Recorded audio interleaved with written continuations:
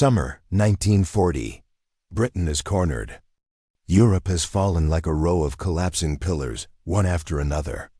The British Army, once proud, once confident, has just escaped Dunkirk, leaving behind nearly every weapon it carried. Hundreds of tanks lost. Thousands of guns abandoned. An empire armed with courage, but almost nothing else. And across the Channel, the German war machine waits, tightening its grip, steel pressing against the shorelines like a clenched fist. Everyone expects Britain to negotiate, to surrender, to accept the impossible. But instead, something happened, something no one predicted. Britain built an army of steel in 6 months, without a single new factory. No vast industrial plant. No roaring steelworks. Just ordinary people, bicycle repairmen, clockmakers, bus mechanics, farm welders, turning workshops into forges of war. This is the story of how a nation on the brink of collapse rose back to its feet with sparks, sweat, and human will. And how everyday hands calloused, trembling, determined changed the fate of the world. Asterisk, asterisk, when the evacuation at Dunkirk ended, Britain looked at itself and saw only loss. Of the 850 tanks that had defended France, barely 24 limped home. Artillery batteries that once thundered across battlefields were now silent. The Home Guard, millions of volunteers ready to defend their homeland, received wooden rifles because there were no real ones left to give. Newspapers printed brave headlines. Speeches rallied courage. But beneath the hope and patriotic music, a quiet fear spread through every street, factory, and farmhouse. Britain was naked. And in the halls of government, the numbers were terrifying. German factories outproduced Britain 7-1. Their armored cores rolled forward with mathematical precision, crushing nation after nation beneath tracks of iron. If the Luftwaffe controlled the skies, an invasion could follow. The island fortress would fall from the inside out. Many leaders privately believed Britain could not continue the war, that negotiation submission would save lives, that the British people had no more cards to play. But one man refused this logic: Prime Minister Winston Churchill. In dark rooms lit only by cigarette smoke and flickering bulbs, he slammed his fist on oak tables and insisted, Britain will fight. Not just with words, not just with faith, but with steel, British machines, British hands. The problem was simple and crushing. Britain didn't have time to build new factories. Those took years. Germany would not wait years. Tanks were needed now. Guns were needed now. The enemy's shadow already stretched across the Channel, like a storm cloud swallowing the horizon. The nation needed weapons faster than industry could possibly deliver. And so, Churchill did something unheard of. Something radical. Something desperate. He told the Ministry of Supply, do not build factories. Use what already exists. Every garage, every mill, every basement workshop where a single lamp burned over a single workbench.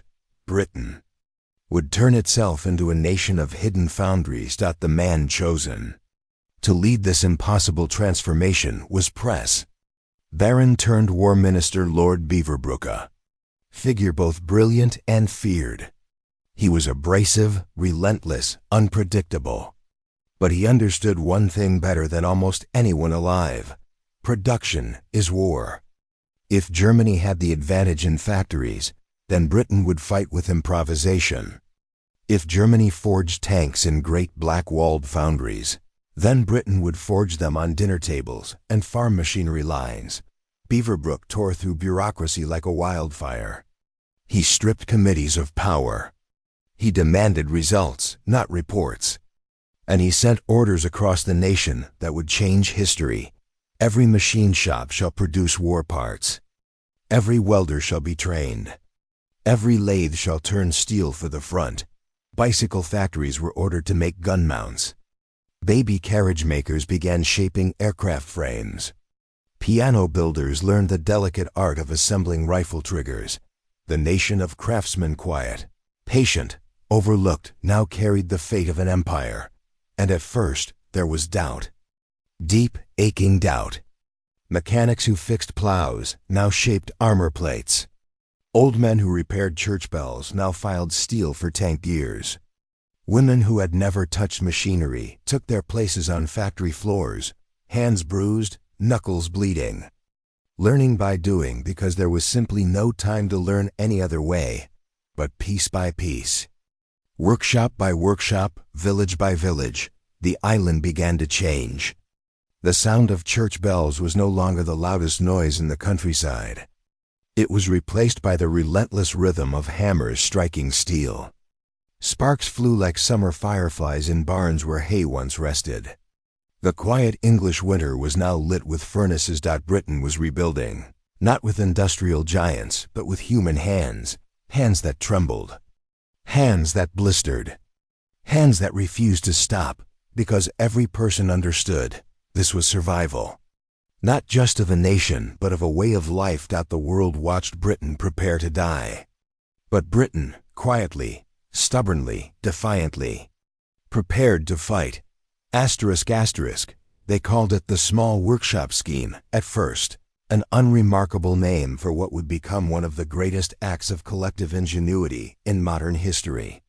But the people on the ground didn't call it that. To them, it simply felt like war without a battlefield.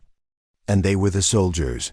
Across Britain, sheds, basements, barns, coal storage rooms, railway depots, tram garages, and tiny machine shops began to come alive. Places that once smelled of grease, wood, and warm bread now filled with the scent of hot metal and burning oil. Where birdsong once echoed in quiet country mornings, the air now trembled with the clatter of lathes, stamping presses, and welding torches. The work was frantic, improvised, often unsafe. But it was necessary. And in these hidden workshops were the people the history books usually forget. There was the watchmaker, with hands steady enough to assemble timing mechanisms for anti-aircraft fuses. The gears were no bigger than crumbs of bread, but each one had the power to decide whether a bomb reached its target or shattered in the air. There was the bicycle repairman, who knew how to bend and align tubing with perfect accuracy. Overnight, he was tasked with producing frames for lightweight aircraft. The shape was familiar. The stakes were not. There was the blacksmith, who had spent a lifetime shoeing horses. Now he heated, hammered, and quenched steel plates to become armor panels for vehicles rolling to the front. And there were women. Thousands of women. Housewives who had shelled peas and sewed clothes days before were now shaping steel with gloved hands burnt raw from heat. Their hair tied back, their clothes thick with soot, their voices steady as they said goodbye to the world they once knew. These were not trained soldiers. They were not engineers in white coats. They were ordinary people carrying extraordinary weight. And they knew that every bolt, every bearing, every welded seam might mean the difference between victory and death. For a man they would never meet, there was no glory here. No cheering crowds. Only work, endless, repeating, exhausting work. And yet, they kept going, because they understood something primal. If Britain fell, everything fell. Their homes, their families, their past, their future. They were building more than weapons. They were building time. They were building hope. Asterisk. But the work came with fear. And mistakes. And tragedy. Many had never seen industrial-grade machinery before. The risk of crushed fingers, shattered bones, sparks catching hair or clothing was constant. New workers would flinch at the scream of grinding metal, at the explosive hiss of forging furnaces. They were scared. Truly scared. But fear hardened into resolve. Foremen walked the floors with chalk and sweat-soaked shirts, teaching, correcting, pushing. Older craftsmen shared secrets they had learned from fathers and grandfathers, how steel bends differently in winter cold, how a mill lathe speaks when the metal is right, how a hammer stroke carries the emotion of the arm that swings it, even in chaos. Skill was passed like a torch through generations, but while thousands labored in these improvised factories, something else, something enormous was taking shape behind closed warehouse doors.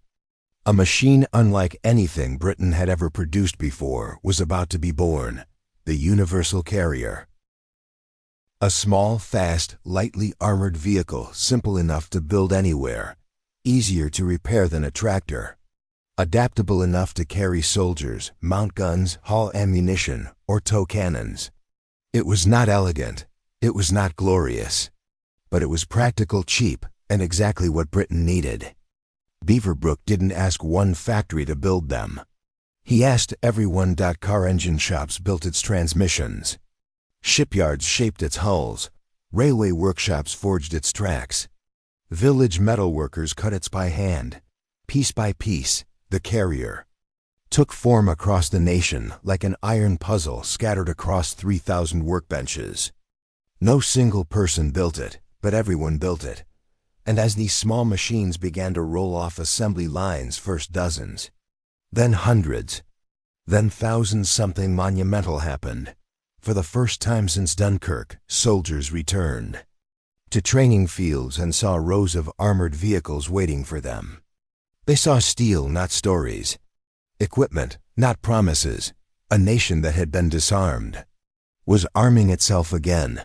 British soldiers who had buried rifles in the sand and fled France in small boats now stood with chins lifted and hands resting on new-made weapons, made not in grand factories, but in the homes and workshops of the very people they were defending. And whispers started spreading, not in Britain, but in Berlin, that Britain, the nation they believed beaten, had somehow rebuilt its war machine in half the time military experts said was possible.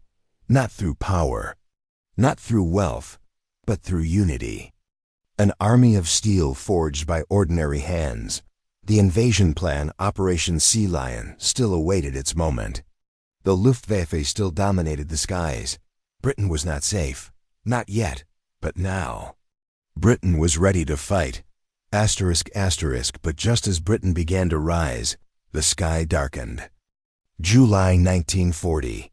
The Luftwaffe launched the campaign that would decide the fate of the island, the Battle of Britain. Bombers crossed the channel in endless waves, engines rumbling like thunderstorms made of steel. Sirens wailed. Anti-aircraft guns roared. Searchlights swept the night like desperate hands reaching for an enemy no one could touch.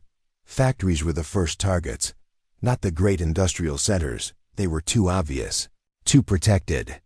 The Germans aimed for smaller workshops, railway sheds, shipping yards, places where whispers of production had begun to echo.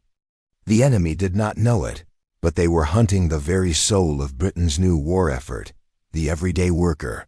And night after night, the bombs fell. Glass shattered. Roofs collapsed, machines twisted into broken shapes. Families huddled in cellars while the world burned above them. Workers arrived at dawn to find workshops destroyed, tools buried under rubble, the work of weeks erased in a single blast. Some sat in the ruins and wept. Some swept the floors and started again. Most did both. One of the hardest hit places was Coventry, a city of spires and metalwork. Its factories produced engines, carburetors, gears, and components vital to the universal carrier and the fighter planes battling over the channel. In November 1940, German bombers turned Coventry into an inferno. The sky glowed red for miles. The cathedral roof collapsed. Entire neighborhoods vanished under clouds of brick dust. And yet, before the smoke cleared, something unbelievable happened. Workers, soot-covered and shaking, crawled back into the ruins. They pulled out machines, piece by piece, from beams and rubble. They wiped the dust from measurement gauges. They hammered bent frames straight. They repaired the factories with their own hands, no waiting for government orders, no waiting for instructions. Because they understood, every day lost was another funeral waiting to happen. Every hour lost was another soldier fighting with nothing. One mechanic, his workshop reduced to a skeleton of twisted iron, found his old lathe still standing. The floor was cracked. The roof was gone. There were no walls, only sky. And yet, he set the machine upright, wiped off the ash, and began turning steel. Neighbors saw him. They followed.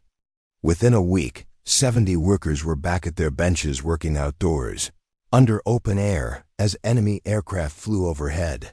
They worked through sirens. They worked through grief. They worked through fear so deep it could break a lesser spirit. And as Britain fought in the skies, Britain fought on the ground. But something unexpected began to happen. The relentless bombing created a new problem.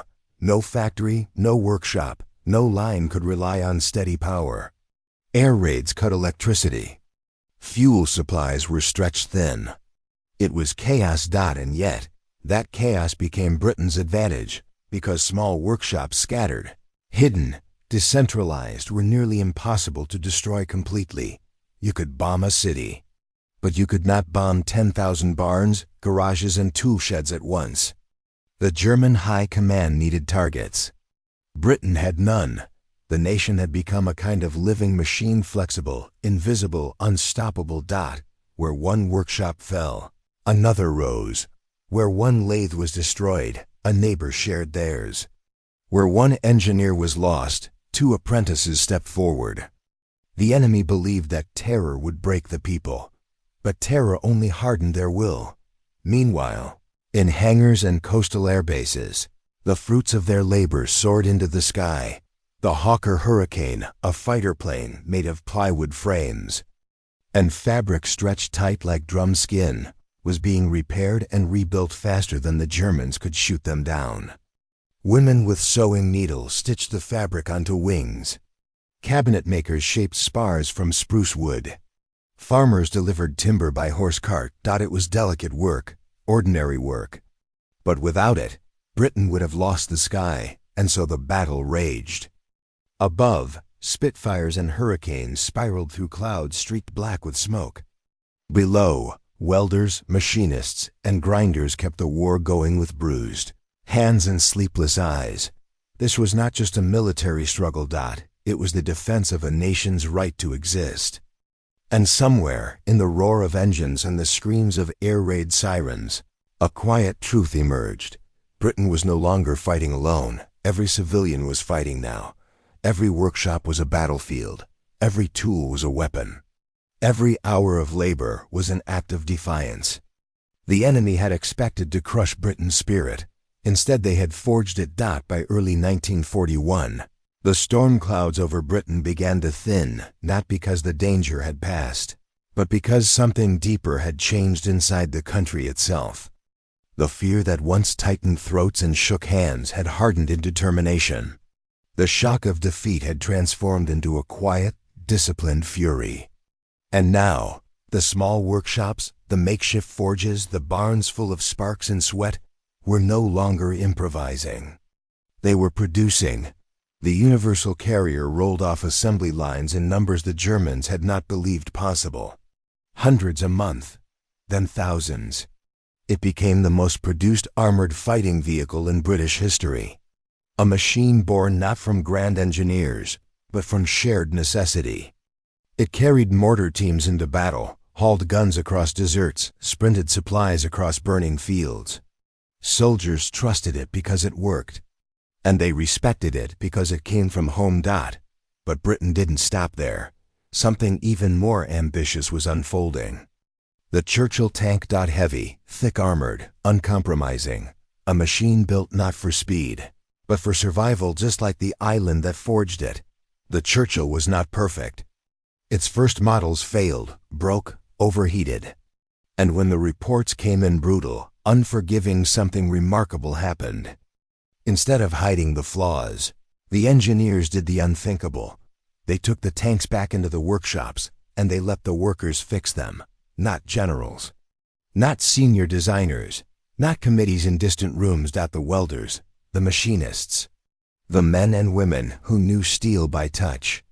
They modified the armor plates, strengthened the suspension, reworked the gearbox teeth by hand. They learned, adjusted, refined every tank, not just born from the nation, but improved by it in real time. It was industry powered not by perfection, but by adaptability. The very thing Britain had been forced to learn after Dunkirk.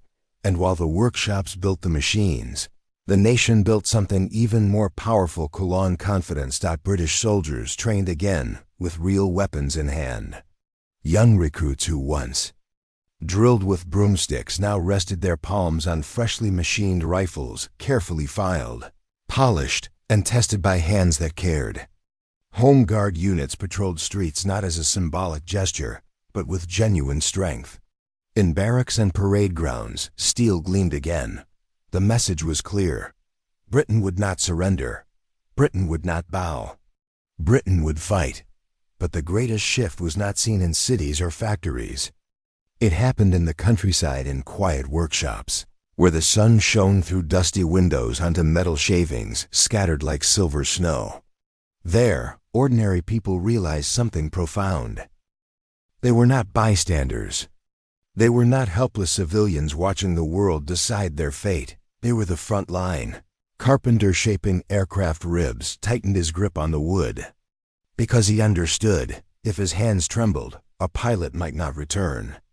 A young woman drilling rivet holes into armor plate wiped the sweat from her forehead and said nothing, because she knew mistakes cost lives real. Lives. Work was no longer labor. Work was loyalty. Work was sacrifice. Work was love for a country on the edge of the abyss. And even in the darkest hours, when telegrams arrived with news that husbands, brothers, and sons would not come home, many of them stayed at their stations, not because they were fearless, but because they were terrified of losing more, of losing everything. The enemy thought Britain weak after Dunkirk. Instead, they had awakened a nation that knew how to endure, a nation that rebuilt itself from the inside out, a nation that, through unity and will alone, had forged an army of steel in plain sight. But the world did not yet know what was coming. Not in North Africa. Not in Italy. Not in Normandy. Britain was not done. The steel forged in barns and homes was about to face the fire of real battle, and soon the world would learn what ordinary hands had made possible. Asterisk. The true test of Britain's improvised army came not on the shores of home, but in distant lands where the sun beat down like a hammer and the sand swallowed metal whole. North Africa, a battlefield of heat, dust, and endless horizons. It was there, under skies shimmering with mirage, that Britain's rebuilt forces faced the iron of the German Afrika Korps, led by a commander whose name would become legend, Erwin Rommel, the Desert Fox. His tanks were fast, his tactics sharp, his movements unpredictable. Against him, armies had shattered like glass under boots. And now it was Britain's turn. When the first universal carriers rolled across the sand, enemy commanders reportedly laughed. These small, box-shaped vehicles looked like toys beside the tall, sleek German panzers. But appearances are deceiving. The carrier was light, nimble. It could slip between dunes where larger tanks sank. It could advance fast, dismount troops, and disappear before counterfire. And most importantly, it was reliable. Not elegant, not glorious, but unbreakable in the hands of men who needed every ounce of endurance they could find. Soon, desert patrols began moving with uncanny speed. Supply lines shifted. Artillery units, once slow and exposed, arrived exactly where they were needed, because the carriers dragged their guns through sand like oxen built of iron. Soldiers sat inside them, hands resting on the warm metal walls, knowing this machine had come from someone's workshop, someone's street, someone's town. It connected the battlefield to home. And it held. Then came the Churchills. Their hulls were scarred. Their engines roared like wounded animals. Their tracks churned sand into storms. And yes, they stalled, overheated, rattled, but they did not break. In battles where sharper, faster tanks failed, the Churchill crawled forward, slow, relentless, like resolve itself. At El Alamein, under skies blackened by smoke, British forces pushed forward with machines built by the hands of bakers. Students, widows, machinists, carpenters, mothers, sons. Old men with shaking fingers who refused to give up because they knew who they were building for. The line held. The counterattack began. The tide turned. Across continents, the proof of Britain's effort appeared in the most unexpected places. Jungle trails in Burma, snow-carved roads in Italy. Beaches in Normandy breaking beneath the weight of invasion. Wherever British soldiers fought, the carriers were there, scattering across fields like iron shadows, carrying radios. Medics, ammunition.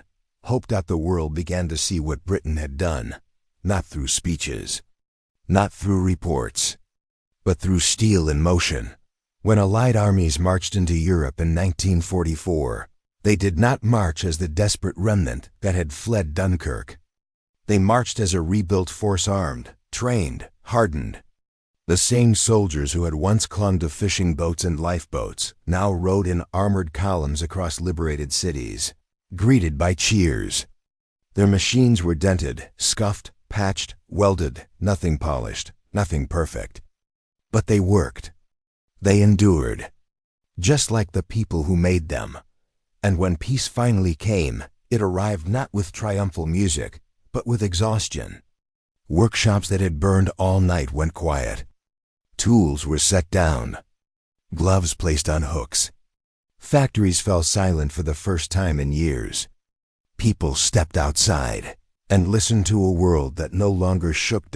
They had saved their country, not by being extraordinary, but by refusing to be ordinary in the face of danger. No medals recorded their labor. No monuments listed their names.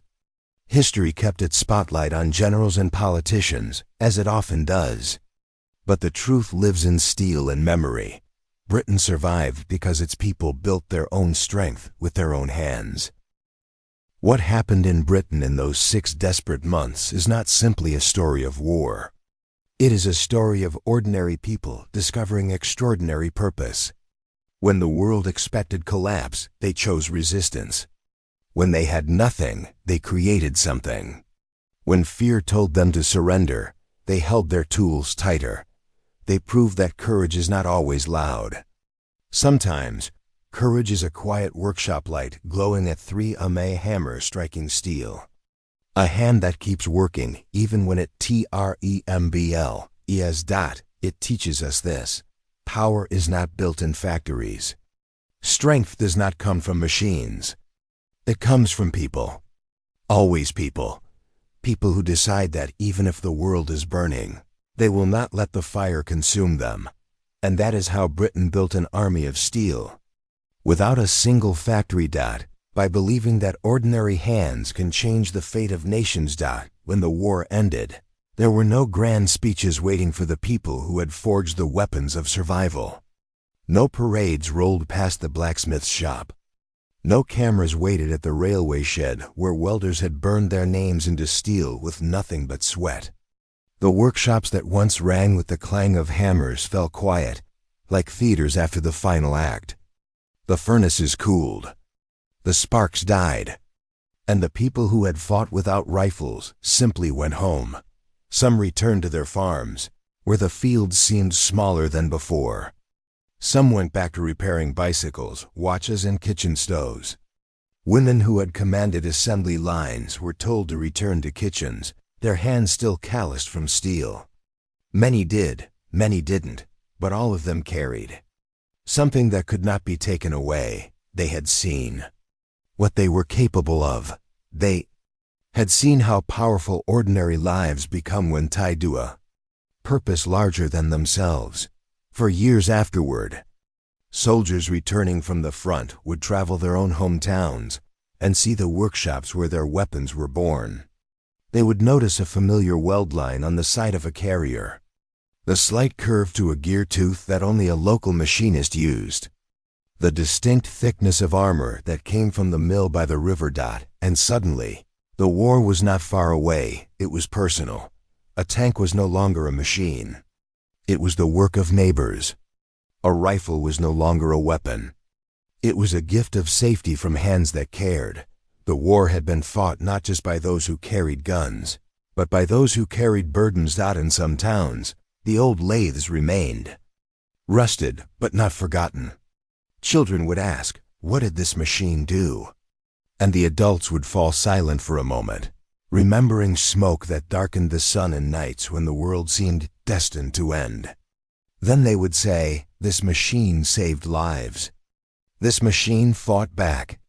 This machine helped keep us free, not because of the metal, but because of the hands that touched it." The legacy of those 6 months is not written in museums or carved on stone. It lives in something quieter, something softer, almost invisible.